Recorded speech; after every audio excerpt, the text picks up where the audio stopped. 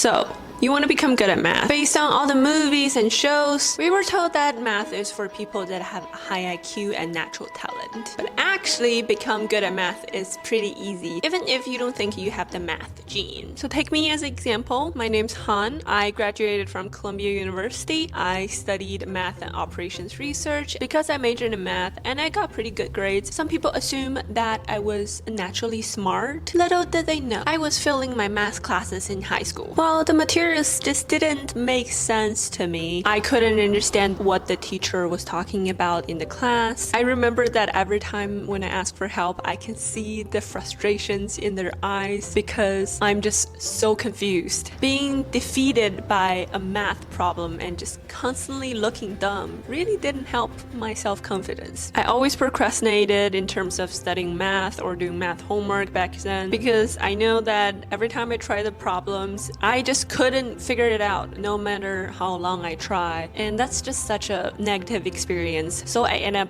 always try to avoid doing math homeworks, and just the thought of going to math classes make me nervous because being in a classroom and couldn't do anything else but just listening to the teacher explaining things that I have no idea what's going on was such an emotional draining thing. And turns out I was not alone. Approximately 93% adult Americans indicate that they had experienced some level of math anxiety. You know what? Even though I was so terrible at math when I was in high school, one day something just clicked and I finally felt like I cracked the secret code of becoming good at math. So for context, let me explain what I was doing back in high school. I would try to pay attention in math classes and take all the notes that I can take, and I spent lots of time looking through textbooks, and I would really try to understand those math problems. Well, I sounded like a hard worker, right? But something must be wrong when you spend all that time trying really hard but just have no result. So little young Han just thought, oh, I must be stupid. But that's so far away from the truth. The thing is, stop always trying to understand math, but actually all you need to do is to practice. So back in high school, all I was doing was passive learning and basically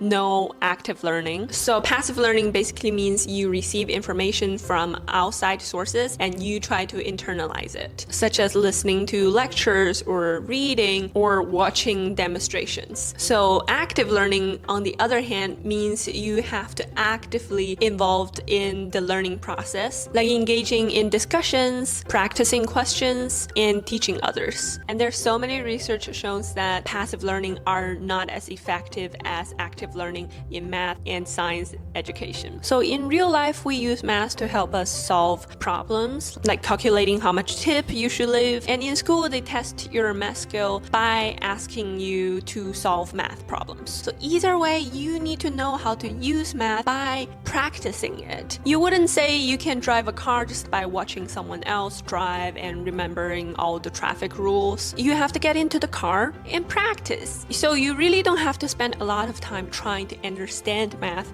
by reading. It's like understand all the mechanism of how a car moves. What really matters is you know how to drive. So if you want to be good at math, all you have to do is practice a lot of questions. But there is a reason why lots of people don't like math, because when you go practice questions, you either don't know where to start and you're just completely confused, or maybe you can start by doing the question and you go check out the textbook and you go back and forth and you spend a lot of time in just one single question and eventually you still get the question wrong. That's just such a negative experience. I have personally experienced this so many times. Let me tell you, nobody likes that. This experience will only make you feel frustrated and defeated. So let me share with you my favorite ways of practicing a question that doesn't make you feel like you want to stab yourself with a fork. So when I encounter a question, I don't start writing immediately. Instead, I will take a couple moments to mentally walk through how I'm going to solve it. If I have no idea how to solve the problem, I will just give up.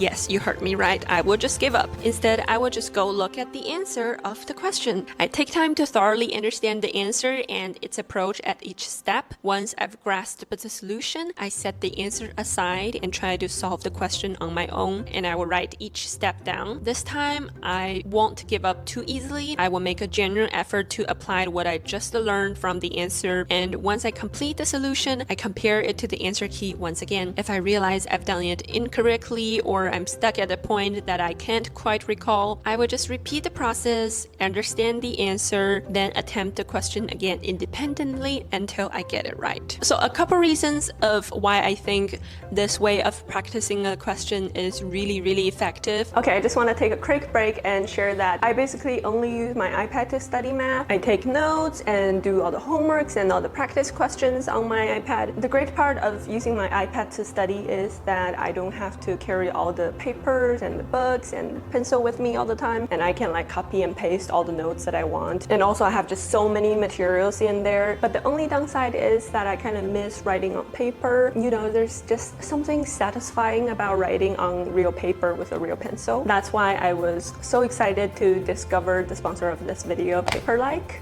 Paperlike is this really cool screen protector. It makes my iPad screen feels like a piece of paper, so when I write on it, I get the feeling back. It's basically the best of both worlds. Digital paper that feels like real paper. During exam season, sometimes I would write on my iPad for like 12 hours a day, and my hands like get sore at the end. But with Paperlike, it just makes using an iPad much more comfortable. They have this note taker collection that also has this little pencil grip in them, which I really like because they just like make holding the Apple Pencil much more ergonomic and comfortable. This collection also include a little cleaning kit that makes keeping your screen clean super convenient. You can just spray this to your iPad and you can just wipe it and clean your iPad, which is just so cool. I genuinely think that Paperlikes just make my workflow much more enjoyable and just helps me be more productive. So check out Paperlike, use the link in my description, and thank you so much Paperlike for sponsoring this video.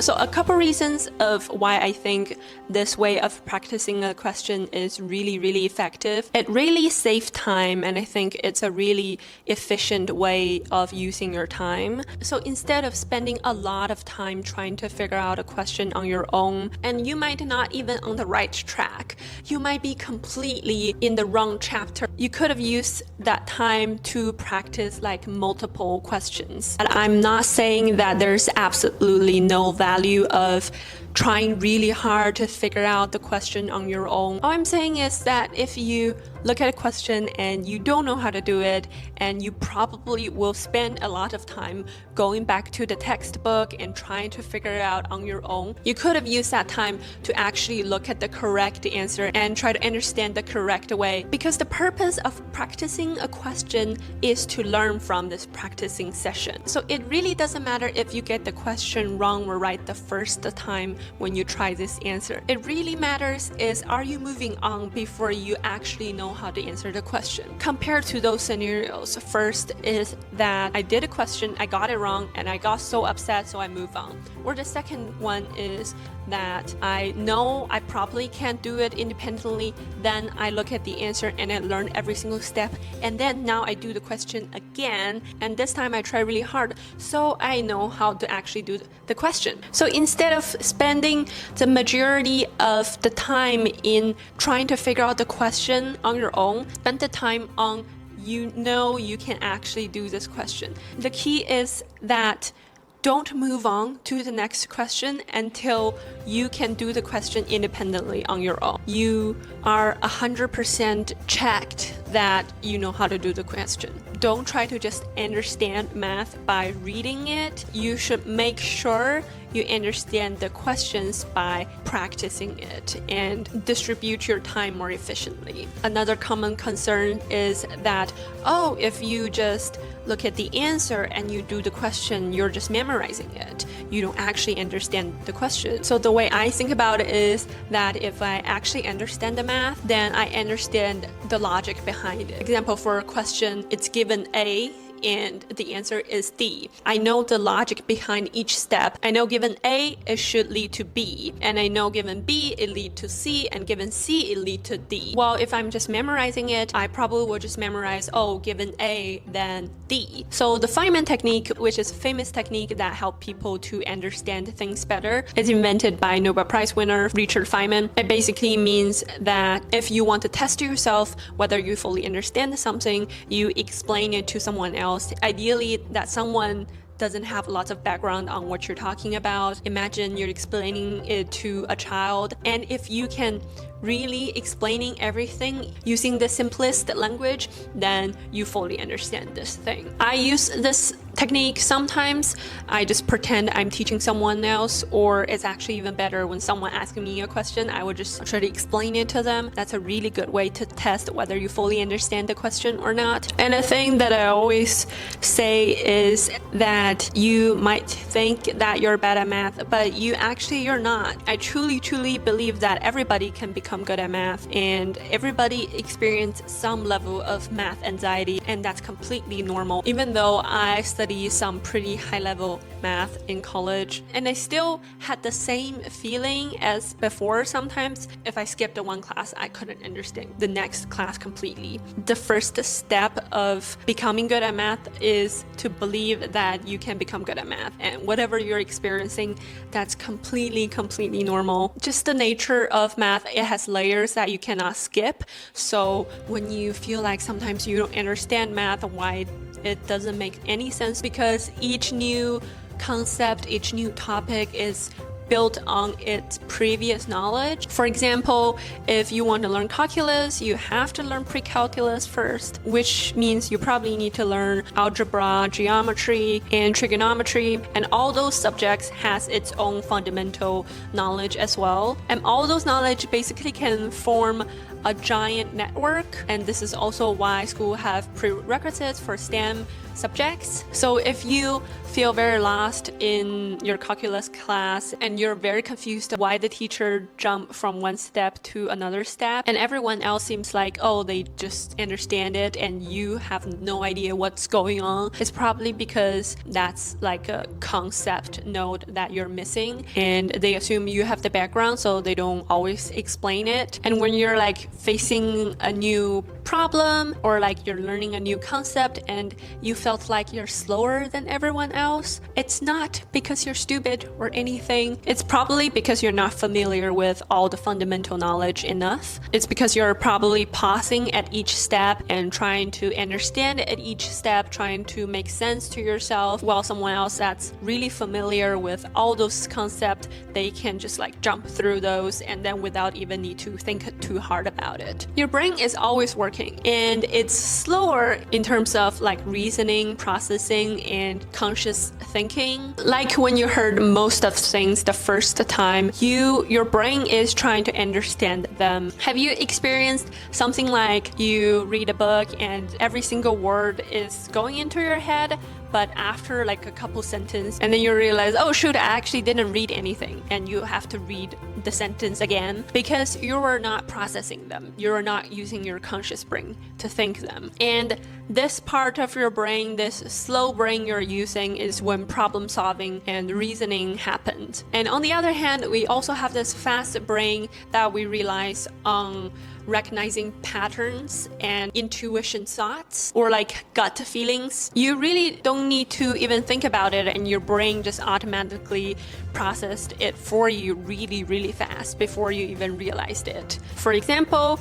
like, this is a cat. Do you really need to think about, oh, what is this? I have seen this before. What is this? Oh, I remember I saw it last time somewhere, and then you're like, oh, that's a cat. No, you really don't need to do that because you have seen a cat so many times before. So now you've seen a cat before you even realize it. Your brain already knows it. Similarly, in terms of math, if I ask you what is 1 plus 1, you will know it's 2. You don't need to think hard about it. So when someone is really good at math, especially the people that are really fast with math, they had more experience in terms of all those concepts. They just practiced so many times and lots of the basic concepts like geometry or algebra, they don't even need to think hard about it. So when they're learning a new topic, their brain is automatically relies on all those fundamental topics that they know so well. So they takes way less time to process. To excel math, all we need to do is combine those aspects. So basically, by practicing and using our conscious brain so many times that it becomes second nature to our brain, that it already internalized, that we don't have to do the reasoning and processing anymore. That's when we transform our slow brain and all the efforts to fast brain and intuition. So next time when you see a problem, your brain will immediately recognize the familiar elements and put together a solution for you. So if you think this video is helpful, please hit the like and subscribe button. Thank you so much for watching. I will see you next time. Bye bye. Love you.